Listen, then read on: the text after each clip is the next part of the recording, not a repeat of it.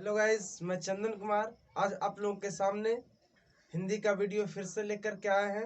और आज आप लोग को समास पढ़ाएंगे, है ना। क्या पढ़ाएंगे? समास। तो समास को अच्छे तरीके से समझने का प्रयास करेंगे। तो बिना वक्त गवाए हुए आज हम आपका क्लास चालू करते हैं। क्या बताएंगे? समास, जिसे इंग्लिश में कंपाउंड बोलते हैं। क्या बोलते हैं? कंपाउंड समास। तो सर्वप्रथम हम लोग समझेंगे समास क्या है। तो दो या दो से अधिक पदों को आपस में मिलकर संक्षिप्त होने की क्रिया को समास कहते हैं, है ना। दो या दो से अधिक पदों को आपस में मिलकर संक्षिप्त होने की क्रिया को समास कहते हैं। तो समास को अच्छे तरीके से समझे। समास के मुख्य 6 भेद होते हैं। कितने होते हैं? 6 भेद। समास के मुख्य 6 भेद होते हैं। सर्वप्रथम आपका अव्ययी भाव समास। अव्ययी भाव समास। सेकंड आपका तत्पुरुष समास। नेक्स्ट द्वंद्व समास। नेक्स्ट द्विगु समास। फिर आपका क्या होगा? 5वां कर्म धारय समास। 6ठा क्या होगा? बहुव्रीहि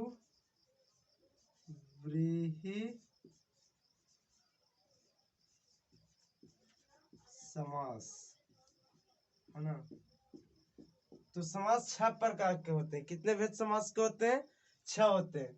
अव्ययी भाव समास, तत्पुरुष समास, द्वंद्व समास, द्विगु समास, कर्मधारय समास और बहुव्रीहि समास। तो बढ़िया तरीका से आप देखने का प्रयास कीजिए। मात्र समझ लेने से, आपको ही देख लेने मात्र से ही आपको समझ में आ जाएगा कि समास को हम किस प्रकार से चुने। समास को चुनना काफी आसान है। अगर अच्छे तरीका से आज आप वीडियो को देखते हैं तो समास को आप कहीं भी जाकर के अच्छे तरीका से पढ़ा सकते हैं। पढ़ना तो दूर की बात है, आप पढ़ा सकते हैं, है ना। तो आज हम चुनने का नियम बता रहे हैं कि आप एग्जाम्स में कैसे समास को चुने, कौन सा किस समास में किस समास के अंतर्गत आते हैं, है ना। हम समास का परिभाषा नहीं बता रहे हैं कि अव्ययी भाव समास किसे कहते हैं। अगर आप चुनने का अच्छा तरीका जानते हैं तो खुद ब खुद आप उसका परिभाषा बना लीजिएगा, है ना। कौन सा पद प्रधान होता है? उत्तर पद प्रधान होता है कि मध्य पद प्रधान होता है ना। ये हम लोग पद की बात नहीं करेंगे, डायरेक्ट आपको चुनने के लिए बताएंगे। और कैसे समास को चुना जाता है भली भांति आप सीख जाइएगा। तो सर्वप्रथम क्या है? अव्ययी भाव समास, है ना। तो सर्वप्रथम समासिक जो पद होता है, शब्द होता है, उसे आप तोड़ने का प्रयास कीजिए, जिसे हम लोग स्विग्रह समास कहते हैं। विग्रह यानी जो भी शब्द को आप देखें तोड़ने का प्रयास कीजिए, उसे जितना तोड़िए। अगर तोड़ने पर कोई भी उसमें पद अव्यय आ जाए, अव्यय तो हम पढ़ाए हैं आपको, अव्यय आ जाए तो समझ लेना है कि वो अव्ययी भाव समास है। जैसे आजीवन, यथा शक्ति, यथा संभव, प्रतिदिन,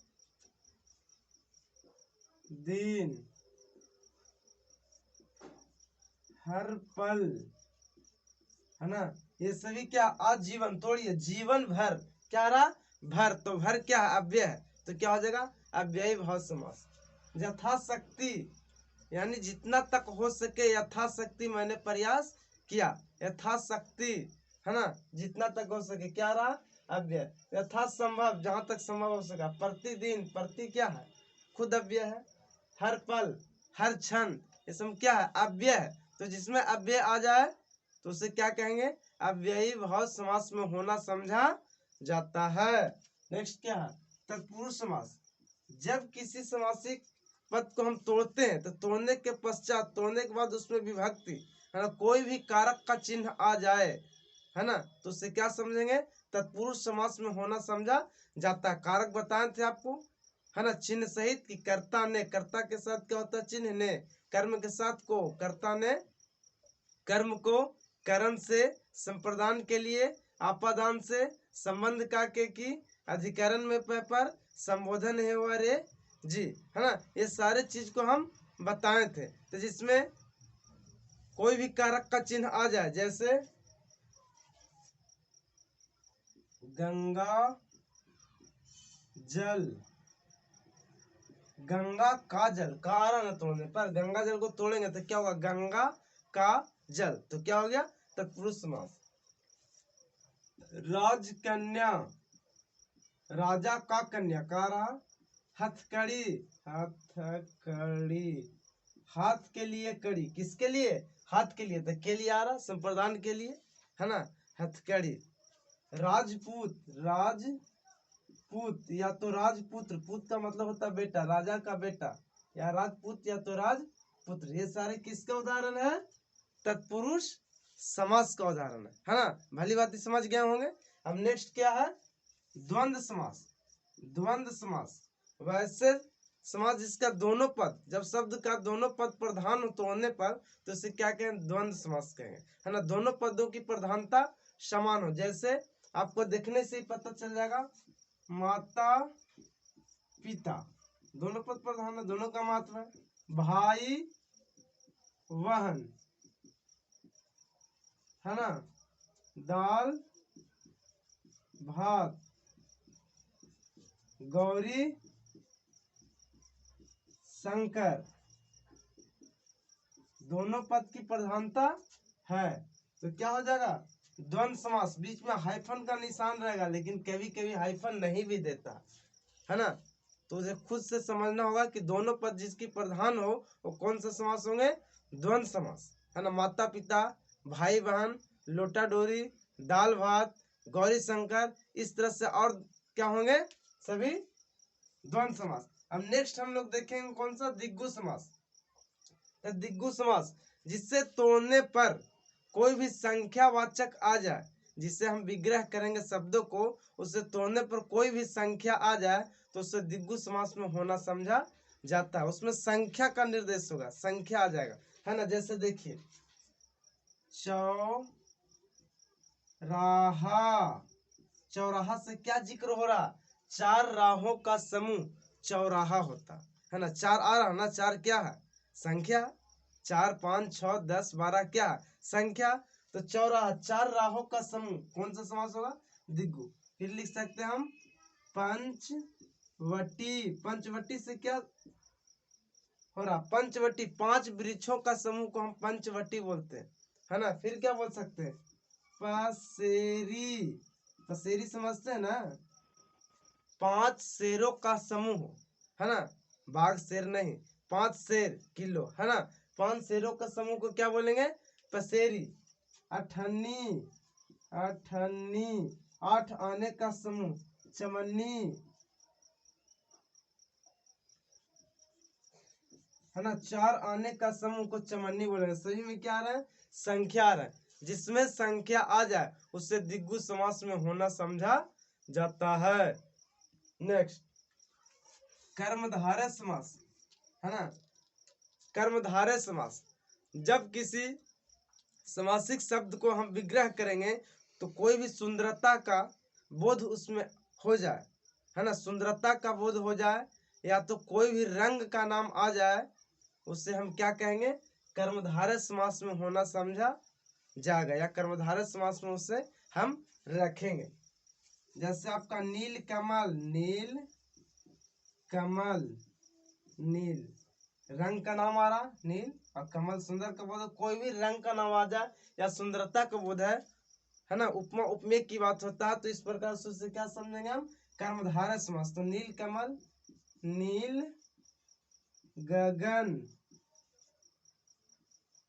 है ना, और क्या होगा, सुलोचना, सुलोचना जिसकी आंख सुंदर हो, सु का मतलब सुंदर और लोचन का मतलब आंख, है ना, आंख का पर्यायवाची शब्द होता है लोचन, नेत्र, नयन, चक्षु, लोचन, विलोचन होता ना आंख का, तो सुलोचन जिसकी आंख सुंदर हो, तो सुंदरता का बोध रहा। सुग्रीव, सुग्रीव जिसकी गर्दन सुंदर हो, है ना। नीलकंठ, इस प्रकार से सभी क्या होंगे, कर्मधारय समास का एग्जाम्पल होंगे। यहीं से आपका परीक्षा में फंस जाएगा। यही सारे जितने एग्जाम्पल बता रहे हैं, लगभग लगभग एग्जाम में यही सारे एग्जाम्पल हूबहू देखने को मिल जाता है कि किस समास का उदाहरण है। नेक्स्ट क्या है, बहुब्रीहि समास। वैसे समासिक शब्द जिससे विग्रह करने पर कोई भी उसमें प्रधान पद नहीं होता है, कोई अलग से उसकी प्रधानता आ जाती है ना, उसकी अलग से प्रधानता बन जाती है, तो इसे क्या कहेंगे, बहुब्रीहि समास। जैसे दशानन, 10 सिर वाला अर्थात रावण। चंद्र शेखर जिसके सर पर चंद्रमा हो, अर्थात किसके सर पर चंद्रमा होता है, सबके तो सर पर नहीं हो सकता, जिसके सर पर चंद्रमा हो अर्थात शंकर भगवान, है ना, तो इसे चंद्रशेखर किसके अंतर्गत आएंगे, बहुब्रीहि समास, है ना। लंबोदर जिसकी उधर लंबा हो, है ना, लंबोदर। तो इस प्रकार से ये सारे किसके उदाहरण है, बहुब्रीहि समास के उदाहरण है। इसके अतिरिक्त आपका एक समास और है ना, जिसे हम बोलते हैं नए समास, नए समास, है ना, जिससे न का बोध होता है। किससे, नए समास में क्या होता है, वैसे समासिक शब्द जिससे न का बोध होता है उससे नए समास में होना समझा जाता है।